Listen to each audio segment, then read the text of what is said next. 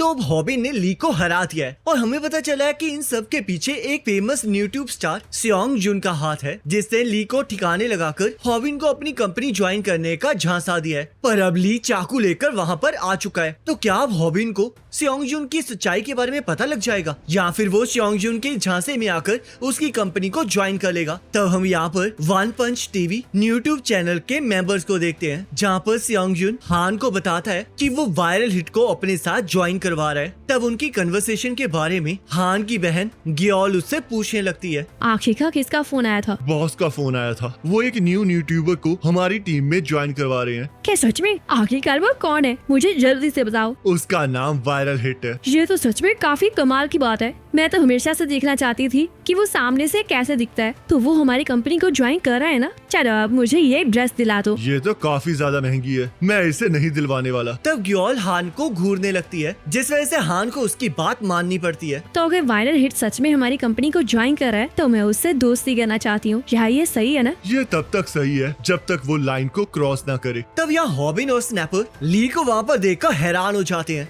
और हॉबिन को लगता है कि शायद ली वहाँ पर उसी को मारने आया है। पर तभी सियोंग जुन ली के पास चला जाता है और वो दोनों आपस में बातें करने लगते हैं, जो कि हॉबिन को सुनाई नहीं दे रही होती। सियोंग जुन, मैंने कुत्तों की तरह तुम्हारे लिए काम किया है और तुम पर भरोसा करके मैं अपने होम टाउन से यहाँ पर आ गया हूँ, पर अब तुमने मुझे बीच रास्ते में छोड़ दिया है और ऊपर से तुमने मुझे निकालने के बाद वायरल हिट को यहाँ पर बुला लिया। मैं तुम्हें बिल्कुल नहीं छोड़ूंगा। तो सियोंग जुन कहता है, आखिरकार तुम इतना ज्यादा काम क्यों रहे हो? मुझे तो लगा था कि शायद तुम यहाँ पर मुझे मारने आए हो। क्या तुम इस वजह से नाराज हो कि मुझे अब तुम्हारी कोई जरूरत नहीं है? पर मुझे सच सच बताना, क्या तुमने आज से पहले कभी किसी को चाकू से मारा है? मैं तुम्हें एक सीक्रेट बताता हूँ ली, इस दुनिया में दो तरह के लोग होते हैं जिन्हें मैं कभी माफ नहीं करता। पहले वो जो मुझे चाकू मारने की कोशिश करते हैं और दूसरे वो जो मुझे चाकू मार देते हैं। तो इसलिए अगर तुम मुझे अभी नहीं मारोगे तो तुम यहाँ पर खुद मरोगे। तो ली ये सुनकर डर जाता है और यहाँ हॉबिन को कुछ समझ नहीं आ रहा होता। पर वो देखता है कि जैसे उन दोनों की बातें खत्म होती हैं, वैसे ही ली उस पर हमला कर देता है और सियोंग जुन बीच में आके ली को नीचे गिरा देता है, जिससे कि हॉबिन बच जाता है। पर हॉबिन को काफी ज्यादा अजीब लग रहा होता है। तब अगले दिन स्नैपर ये सारी कहानी रूमी और गोल को बता देता है और वो ये सुनकर बहुत ज्यादा हैरान हो जाती हैं। तब रूमी अपना कैमरा ऑन कर लेती है और स्नैपर को ये पूरी की पूरी कहानी कैमरे पर कहने के लिए कहती है। तब यहाँ हॉबिन को सोच रहा होता है, हॉबिन क्या तुम ठीक हो? कहीं तुम्हें चोट तो नहीं लगी है? मैंने डिसाइड कर लिया है कि अब मैं सियोंग जुन की टीम को जरूर ज्वाइन करूंगा। तब स्नैपर भी हॉबिन की इस चॉइस से बहुत खुश होता है और हॉबिन रूमी और मांगी से पूछता है कि क्या सियोंग जुन ने उन्हें भी इनवाइट किया है। पर तभी एकदम से मांगी रूमी के पीछे आ जाता है, जिससे कि रूमी बुरी तरह से डर जाती है। तुमसे मिलकर मुझे बहुत खुशी हुई। क्या तुम विश्वास करोगी कि मुझे तुम्हें देखते ही प्यार हो गया है? मैं कोरियन ट्रेडिशनल रेसलिंग यूट्यूबर मांगी हूँ और मैंने बॉल्डिंग के ऊपर एक चैनल बनाया हुआ है जिसमें मेरे 30,000 सब्सक्राइबर्स हैं। तब रूमी और ग्योल मांगी की विग को उठाकर उसके सिर पर फूंक मारने लगते हैं, जिससे कि सब्सक्राइबर्स को बहुत मजा आ रहा होता है। मानना पड़ेगा मांगी, तुम तो सच में काफी ज्यादा बदल गए हो। पहले तो तुम अपने हेयर्स को लेकर काफी ज्यादा सेंसिटिव होते थे। जब तुमने मेरे गंजेपन को 30,000 लोगों के सामने एक्सपोज कर दिया, तब मुझे एहसास हुआ कि अब इसके बारे में गुस्सा होने का कोई फायदा नहीं है, क्योंकि इससे मेरे बाल तो वापस आने नहीं वाले। तो इसलिए मैंने ये चैनल बना लिया। तब स्नैपर हॉबिन से पूछने लगता है कि क्या उसने ताइहोन को वहाँ पर बुलाया है। पर हॉबिन इससे मना कर देता है, क्योंकि उसे पता होता है कि ताइहोन वहाँ पर नहीं आने वाला। तब हॉबिन रूमी और मांगी से पूछने लगता है कि क्या वो सियोंग जुन की कंपनी को ज्वाइन करेंगे। तब हम देखते हैं वहाँ पर ग्योल आ जाती है। तो तुम यहाँ पर हो हॉबिन? तब यहाँ हम सियोंग जुन और उसके साथी जू को देखते हैं। तो तुम वायरल हिट से मिल चुके हो, लगता है वो तुम्हें कुछ ज्यादा ही पसंद आ गया है। तो चलो देखते हैं कि उसके साथ काम करने में कितना मजा आएगा। पर मेरे हिसाब से तुम्हें ग्योल को इसके बारे में नहीं बताना चाहिए था, क्योंकि तुम्हें पता है ना कि वो एक टाइम बॉम्ब है। पता नहीं अब वो क्या करेगी। तो हॉबिन, तो सामने से ऐसा दिखाई देते हो, क्या तुम सच में 18 साल के हो? तुम्हें पता है मैं 17 साल की हूँ और मेरा नाम ग्योल हान है। ग्योल, तुमसे मिलके मुझे बहुत खुशी हुई। तो तुम मेरी फैन हो? हॉबिन, क्या तुम मुझे पिगी राइड दे सकते हो? बिल्कुल, क्यों नहीं। मैं अपने फैंस के लिए कुछ भी कर सकता हूँ। वाओ, तुम सच में कितने कमाल के हो। अब मैं तुम्हारी पीठ पर चढ़ने वाली हूँ। पर तभी वहाँ पर ग्योल का भाई हान आ जाता है, जो कि हॉबिन की इस हरकत को देखकर उसे सीधा टेबल पर पटक देता है। अरे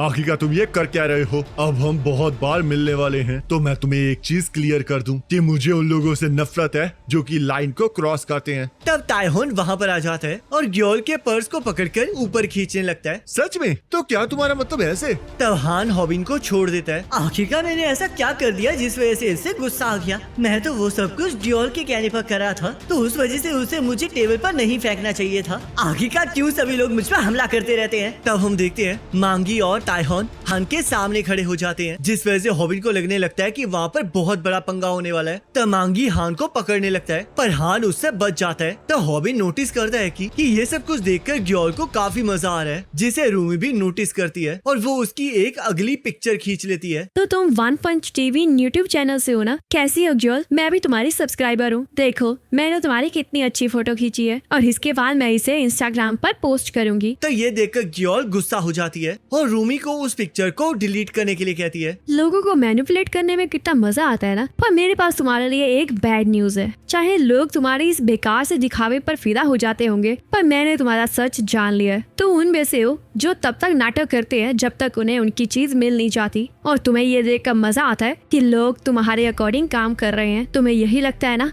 कि लोगों को मैनिपुलेट करने में कितना मजा आता है, और फिर उसके बाद तुम्हें उन्हें देखकर और भी ज्यादा मजा आता है। पर तुम्हें खुद को थोड़ा सा ध्यान से देखना चाहिए, क्योंकि चाहे तुम मेकअप और फैंसी क्लोथ से अपने आप को छुपाने की जितनी मर्जी कोशिश कर लो, पर मैं देख सकती हूँ कि तुम्हारे अंदर बिल्कुल भी सेल्फ रिस्पेक्ट नहीं है। तब ये देखकर हान रूमी को पकड़ लेता है, जिस वजह से ताइहॉन आकर उसके मुंह पर एक जोरदार लात मारता है। पर हान अभी भी खड़ा हुआ होता है और ताइहॉन पर हमला करने के लिए उसकी तरफ बढ़ने लगता है। पर तभी ग्योल वहाँ से बिना कुछ कहे ही चली जाती है, जिस वजह से हान भी वहाँ से जाने लगता है। और जैसे ही पीछे मुड़कर देखता है, वैसे ही ताइहॉन उसके मुंह के आगे अपना पैर रख देता है। आखिरकार तुम यहाँ पर देख क्या रहे हो? जाओ अब अपने मास्टर के कुत्ते बन के यहाँ से चले जाओ। तब यहाँ मांगी रूमी से और ज्यादा इम्प्रेस हो गया होता है, जिस वजह से वो उससे शादी के लिए पूछने लगता है। पर रूमी तो उसकी बात पर ध्यान ही नहीं दे रही होती, क्योंकि स्नैपर और गोल पहले ही उसकी काफी तारीफें कर रहे होते हैं। आखिरकार ये गोल थी कौन और यहाँ पर ये करने क्या आई थी? मैं उम्मीद करता हूँ कि हम कभी नहीं मिलेंगे। आखिरकार क्यों सभी लोग मुझे ऐसे ट्रीट करते हैं और हमेशा मुझे टारगेट करते रहते हैं? गाइस, क्या मैं कमजोर लगता हूँ? तब ताइहॉन हॉबिन को एक लात मारता है। बिल्कुल तुम कमजोर लगते हो, और हाँ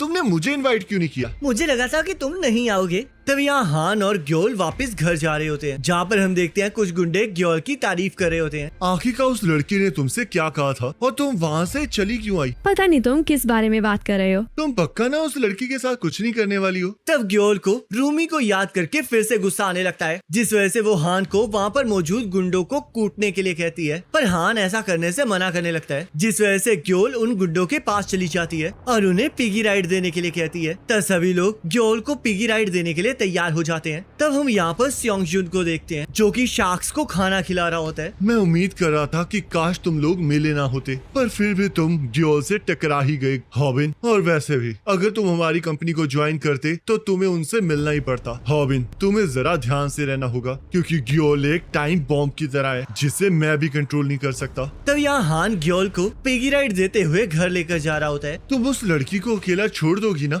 आखिर तुम किस बारे में बात कर रहे हो? ग्योल प्लीज रूमी के साथ कुछ मत करना, ठीक है ना? तब हम यहाँ देखते हैं हान ने उन गुंडों का काफी बुरा हाल किया होता है, और यहाँ रूमी इंग्लिश पढ़ रही होती है ताकि वो अपनी वीडियोस के अंदर इंग्लिश सबटाइटल्स डाल सके। तब उसे याद आता है कि उसने ग्योल के साथ अच्छा व्यवहार नहीं किया था, जिस वजह से उसे लगता है कि उसे ग्योल से माफी मांग लेनी चाहिए। पर अभी उसके पास इसके लिए टाइम नहीं होता, क्योंकि वो हॉबिन का कोलैब के लिए वेट कर रही होती है। पर तभी अचानक से उसका फोन रिंग करता है, और जैसे ही वो उसे ऑन करती है वैसे ही वो हैरान हो जाती है। तब हम यहाँ पर देखते हैं ग्योल ने भी अपने चैनल पर एक वीडियो अपलोड की होती है, जहाँ पर वो किसी के डार्क सीक्रेट्स के बारे में बता रही होती है। तब यहाँ हॉबिन रेनकोट पहन के रूमी के घर जा रहा होता है ताकि वो उसके साथ कोलैब कर सके। पता नहीं आखिरकार मैं सियोंग जुन से दोबारा से कब मिलूंगा, पर अगर मुझे पैसे चाहिए तो मुझे उससे मिलना तो पड़ेगा ही। तो हॉबिन देखता है कि रूमी के घर के बाहर कोई बारिश में बैठा होता है, और उसे समझ नहीं आ रहा होता कि आखिरकार बाहर बैठा कौन है। तब वो करीब जाकर देखता है कि वो और कोई नहीं रूमी होती है, जिसे देखकर वो पूरी तरह से शॉक हो जाता है। रूमी, आखिरकार तुम यहाँ पर क्या कर रही हो?